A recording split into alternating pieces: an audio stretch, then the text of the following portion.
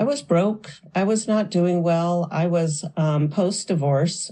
I just wasn't happy and I wasn't getting ahead. I felt like a failure. So I was beginning to take classes, spiritual classes, doing some animal communication. So I really began to get clear on this whole feeling of connectedness with everything, not just animals, but with everything around me. And understanding to apply different principles to my life, mindset work and some other things to help affect a change. And I will say my life has changed dramatically since then. Since I made a commitment to myself, just started using these tools that are available to us, these principles, things like gratitude and forgiveness that people talk about. But once you actually start practicing them, that's when the changes start to happen.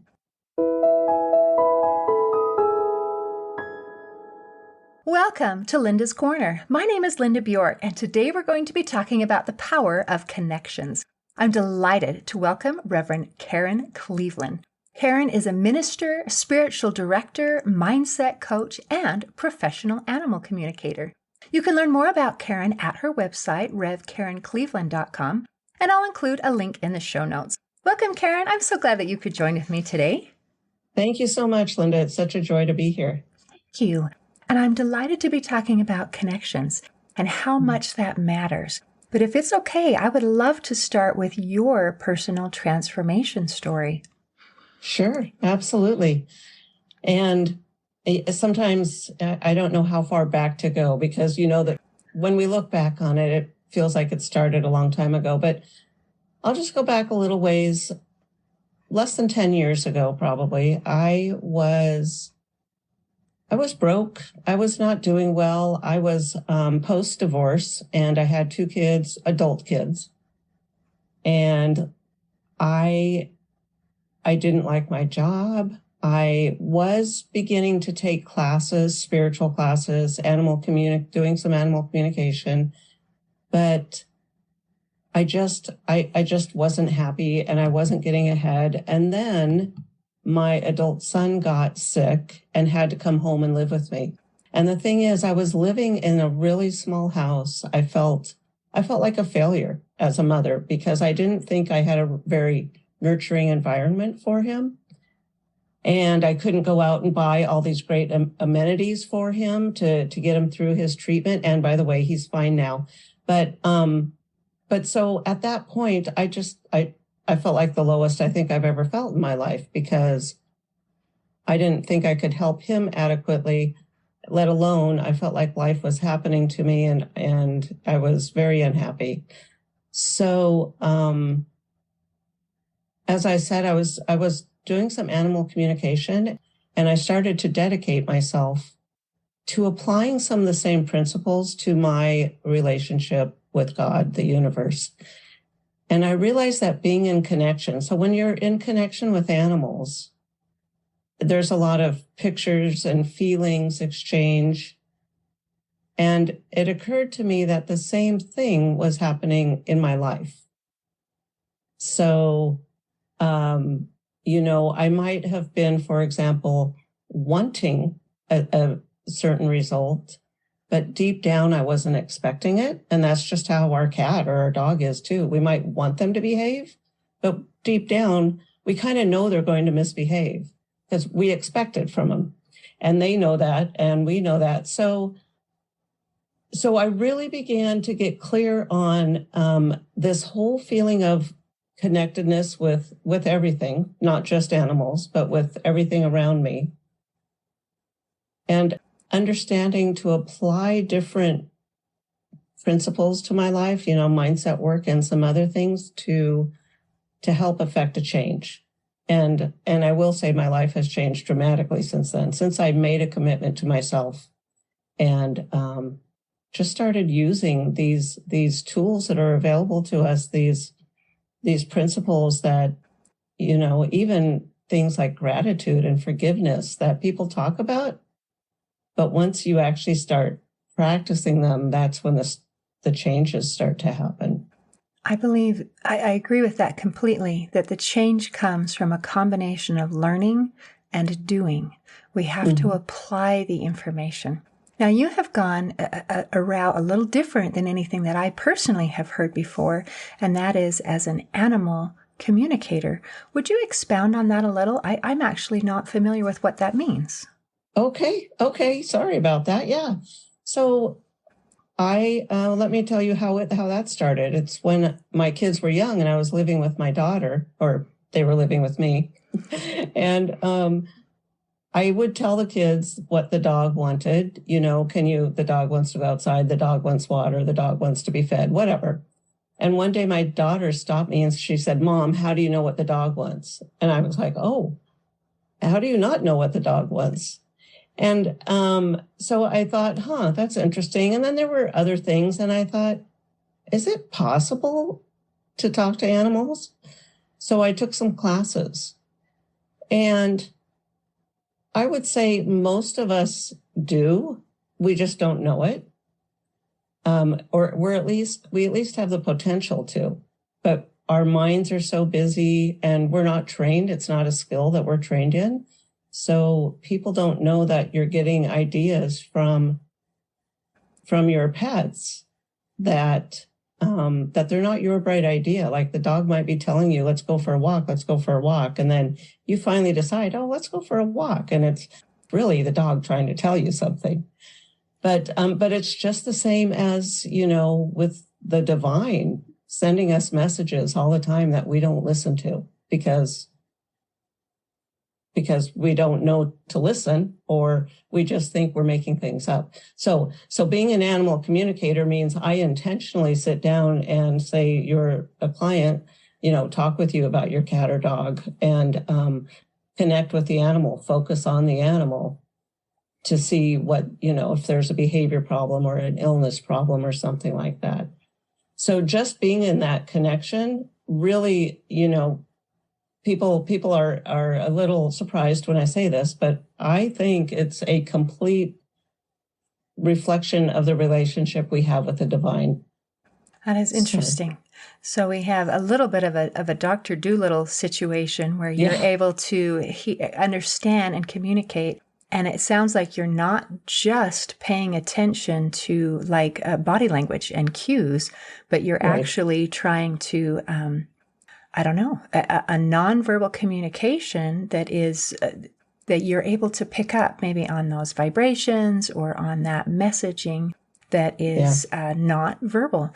And interesting, when you gain that skill set through that training, then you're probably able to, as you mentioned, take that same information and then apply it to other circumstances, where a nonverbal communication would be with the divine, being able to recognize those messages, which people often express as intuition. I got an idea. This thought came into my mind. And you're suggesting that the animals are doing a similar thing, I assume on a much smaller scale. But the training and the practicing and the paying attention, you're able to pick up on that. So can you do that with people as well? I mean, I imagine the skill set is the same.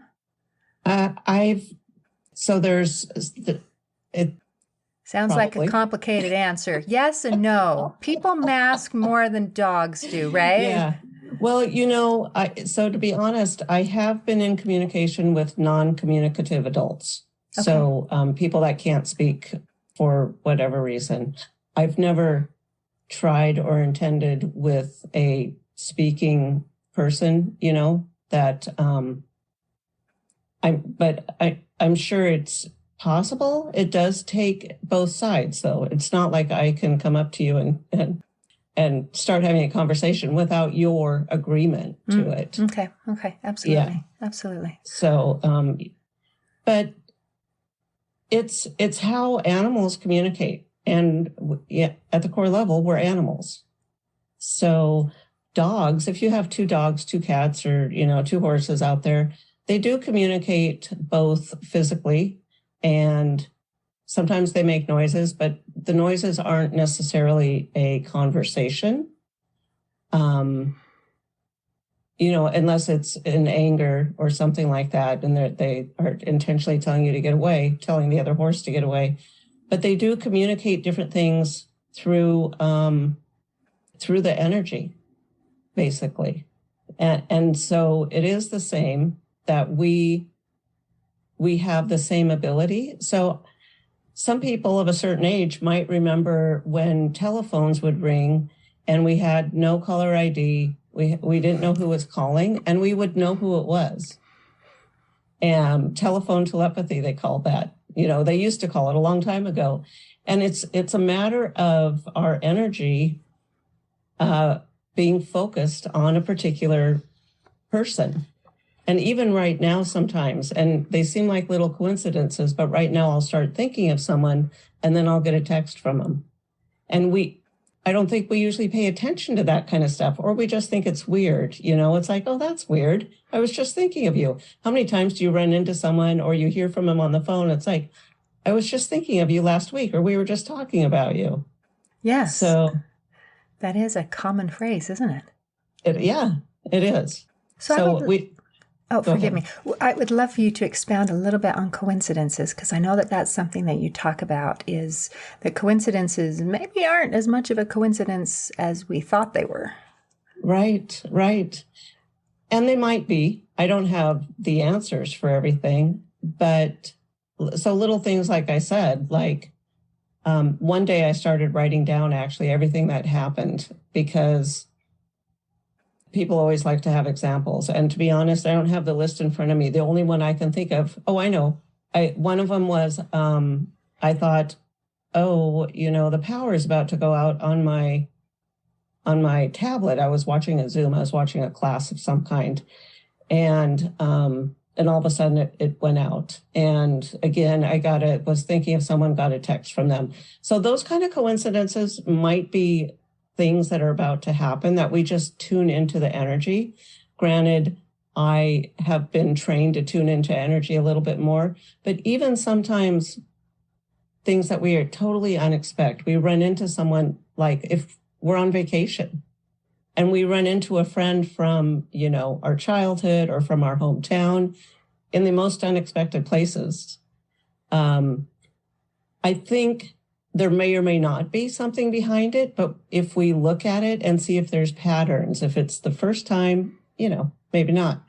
But if something is happening over and over again, if there's a pattern, I think it's worth an observation and looking at it more clearly to see if we can figure out. So if it happens once, coincidence is a coincidence. But if it continues to happen, and that reminds me of a conversation as we talk about patterns and coincidences, things that happen in our life where sometimes we may be very unconsciously part to blame. For example, I was at the hair salon getting a haircut, and the guy next to me was sitting there talking, and he kept saying, every time I get any money ahead, something breaks. Every single time. Yeah. And as I was listening to him, I thought, I am sure that what you're saying is true, but that doesn't happen to everyone. Right. There's something about the way you behave or the way that you think or something that is kind of attracting that into your life. Yeah. And one of the things you mentioned at the beginning of our conversation is you had kind of ideas of what you'd like, but you didn't expect it to actually happen. Mm-hmm. And then have you been able to change that? Because one of the things that you talk about, and I wrote down here, is called the wealth within, aligning your mind, body, and soul for financial abundance. So have you been able to change that so that your financial situation and your work situation and your health situation have been able to improve by changing your expectations? Yeah, and it might not be that easy. I mean, it's not hard, but it takes work. It takes time and dedication, I guess I would say. So, but absolutely, I've had significant life changes in the past 10 years since I've started applying these things. So, I mean, so like in reference to the gentleman at the hair salon, we for whatever reason, we were told, we watched TV, it happened in school or church, but we develop a story in our head that we believe is true about us. And if my story is that I believe I don't have enough money every month, then when I think I'm going to get ahead, so I will do something so I don't have enough money. And the thing is, our brain, the thought patterns like existing thought patterns. The brain likes to save energy, so it's going to go to the default thought pattern just, arbitrarily. That's where it's going to go. And if that's the default thought pattern, it's like, okay, I don't have enough money, so I better go spend it. But if we intentionally try to make a change to our thought patterns, then it can develop something new. But it takes, we have to intentionally try to do it. It doesn't usually just happen accidentally that all of a sudden I put, $500 away every month for savings or whatever it might be. So because our brain is trying to keep us safe and conserve energy, we do need to work against it a little bit. Right. And not just follow the default, but to say, okay, I choose to be intentional. And along that message with getting the, I don't have enough money, I have a friend who put it this way. He said, whatever message you send out into the universe will say, this is true. Here's some more evidence to support that. And I liked that. I thought, so if I put out this message and this idea that I never have enough money, then the universe says, this is true. Here's some more evidence to support that. And if we say, you know what? I have sufficient for my needs. In fact, I can even have some of my wants. And then the universe will say, this is true. Here's some more evidence to support that. So it matters that we are a little more deliberate with our thought process, because just going back to the default setting for most of us is not that great. Yeah, no, that's true. Not that great.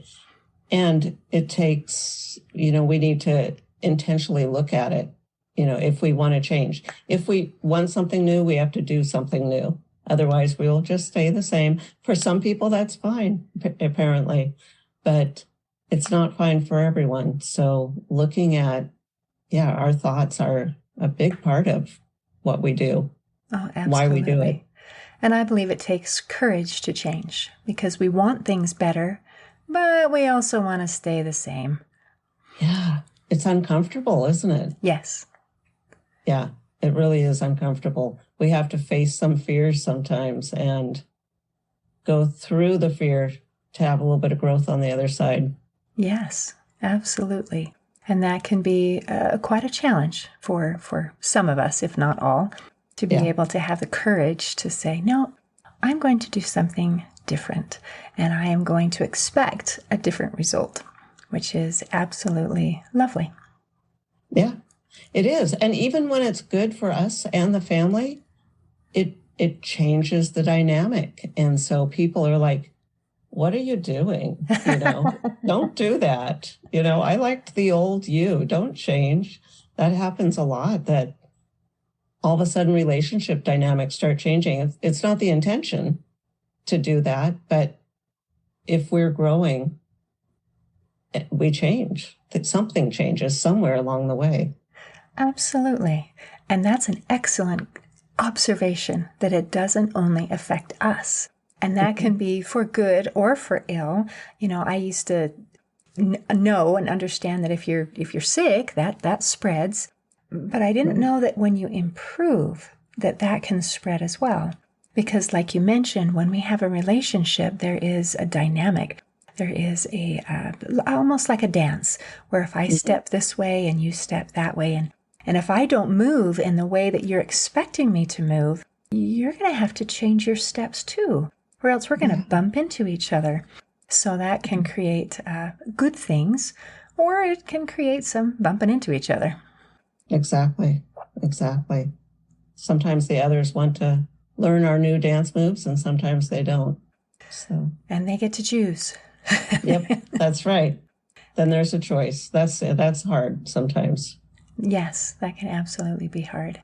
Now, I was wondering if you could talk a little bit about self-limiting beliefs, because that's one of the things that you help people to overcome. So can you give Maybe some examples of what my limiting beliefs might be and how I could overcome them. Oh, absolutely. One of the biggest ones, and I'll use personal examples. I always felt like I had to work hard for my money, and I know that's a very common belief among the Americans.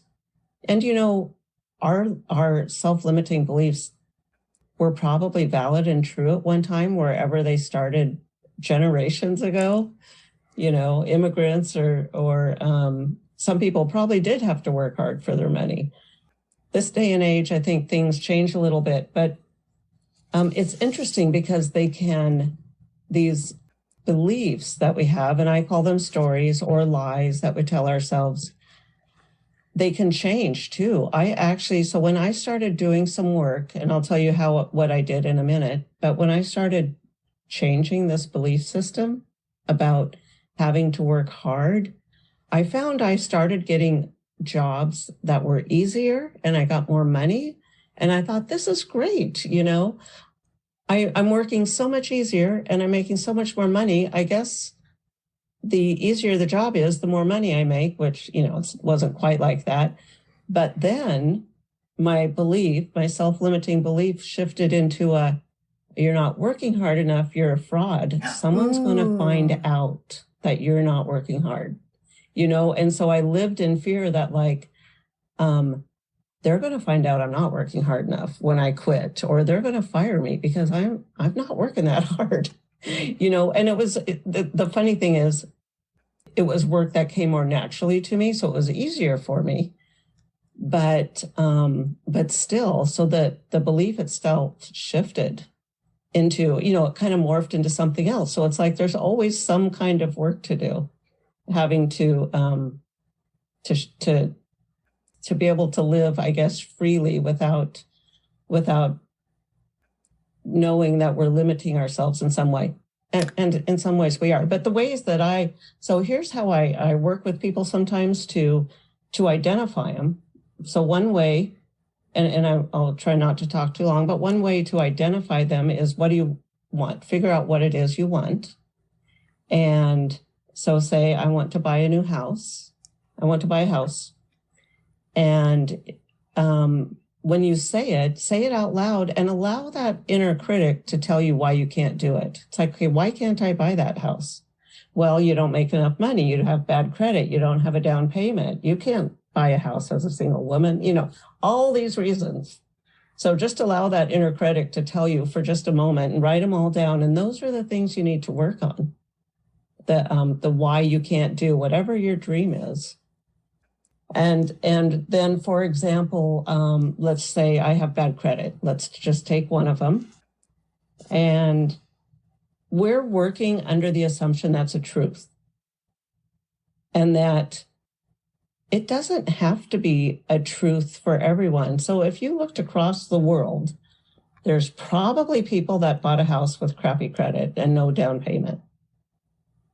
And so if it's true for them, why can't it be true for you? So one of the strategies is to start like you're a lawyer, start arguing for the case of the opposite. It's like, well, do you know a single woman that's ever bought a house by themselves? Well, yeah, a lot of single women have bought houses. So why is it true for them? They can do it, but I can't do it. So start breaking down each of those beliefs. But one of the other ones I really like to do is to put a what if in front of it. What if I had a down payment for a house? Because then that kind of starts opening up the possibility of, there's a million ways the divine's going to come through.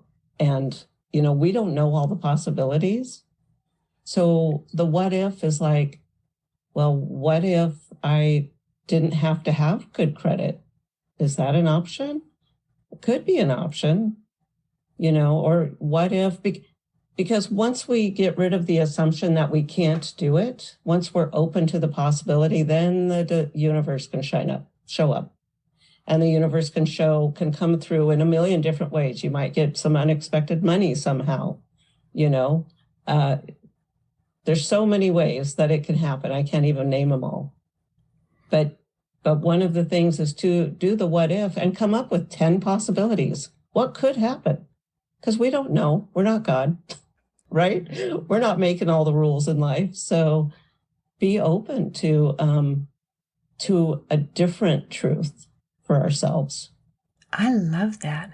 And I really liked how it was through small little steps. Like you can just imagine your brain is, your mind is locked in this, I can't. And then you just looked for tiny little cracks in the wall. Is there any place where some light can seep through? What if? Or do you know anyone who, and it's not, trying to be a bulldozer saying, yes, I can, because, it's, let's start with something small and kind of put some doubts to our doubts so that there can be something different. Doubts to our doubts. I like that. Yeah. But absolutely, just a little crack is all you need sometimes for it to start getting bigger and realizing, yeah, it's possible. I might be able to do this. Oh, that is absolutely beautiful. Wouldn't that just change everything if we didn't feel like we can't? But maybe, what if, and I could. And I really liked your example of talking about the work situation, how something that we believe may have been true at one point, but it doesn't necessarily mean that it's true now. I have a friend who felt this underlying fear that I am not safe by myself. And it was a really scary thing. I can't be by myself. And when she went through the process to figure out, where did this come from? Why do I feel this way? And it became just exacerbated when she got divorced, because then she was alone. And it's like, I can't do that because I'm not safe by myself. And as she went back through her history, she remembered an incident when she was 5 years old, and she accidentally caught herself on fire. Oh. And the answer is yes. When you are 5 years old, you are not safe by yourself. You need to have someone with you to help, make sure that something like this doesn't happen. But that truth that was true is not true now. So sometimes if we look back and find out, where did that come from? And if it started with us, it might have started with our parents or grandparents or whatever, but to find it and then recognize, oh, that's where that came from. Yeah, I can see where that was true, but that doesn't apply now. I'm a grown-up. I know how to cook stuff on the stove without, sticking my sleeve in it or whatever happened. Yeah, right, exactly. So it's amazing the impact our early years has on our entire life. Very much so. I'm always a little surprised. I mean, even at my age, 50-something, and people older than me that will still talk about an event from their childhood that is obviously have a negative impact on them. And I do it too. And it's like, how can this be? We haven't learned over these many, many years of life that we can let it go and it doesn't have to impact us. But yeah. Isn't that crazy? And you mentioned earlier that our mind has this just kind of default mode where it does things as simply and easily as possible. Right. So if I decided when I'm 5 years old, I am not safe by myself, and then I didn't make the effort to change that belief, that's the simplest go-to, or whatever that belief might be. And so I think it's a really good idea to every once in a while pay a little bit of attention to what our beliefs are, because it comes so naturally, we don't even think about it. It just feels like truth. Right. We think it's the truth of us. We think it's the truth of the world. And not necessarily. Not necessarily. Isn't that crazy? Yeah. Well, what a delightful conversation. Is there anything else that you want to make sure that we cover before we close today?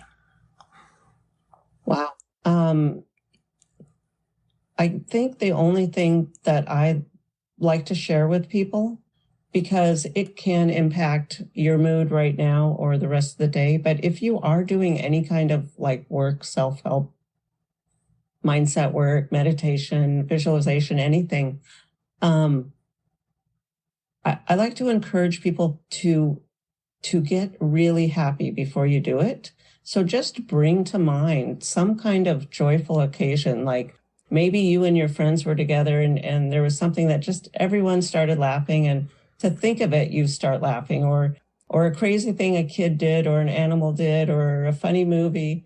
Just bring that to mind for just like 30 seconds to either instantly raise your mood if you're feeling like you don't want to be stuck in the doldrums anymore. And sometimes I like living there, so I don't always want to get out of it right away. Or, but if you're doing some work, just to feel good to start with, because then that's your natural state. And then your natural state of truth and joy can come through a little more easier. I like that. And I loved your little bonus tip that sometimes you don't want to. You want to stay there for a little while. And Yeah. I find that is often true. And we cannot make the next change until we want it, until we Exactly. desire it, and until we're ready. And sometimes that takes patience. And it takes patience also if we are, with someone else that we care about, that we would really like them to change. And yet we have to wait until they want to. Yeah. Yep. So, excellent. Right. Karen, thank you so much. This has been delightful. Absolutely. Thank you for having me. I've loved it. Wonderful. In closing, I'd like to share a quote by author Alan Watts. He said, "I'll tell you what hermits realize. If you go off into a far, far forest and get very quiet, you'll come to understand that you're connected with everything." Today, I invite our listeners to become aware of our connections so we can achieve our dreams. See you next time on Linda's Corner. Thanks for listening. Please share and subscribe to help us reach new listeners. And if you'd like to heal your life from the inside out, there is a free video series at hopeforhealingfoundation.org. Just click on the Free Stuff tab. I also invite you to grab a copy of one of my books, like Crushed, A Journey Through Depression, and You Got This, an action plan to calm fear, anxiety, worry, and stress. See you next time on Linda's Corner.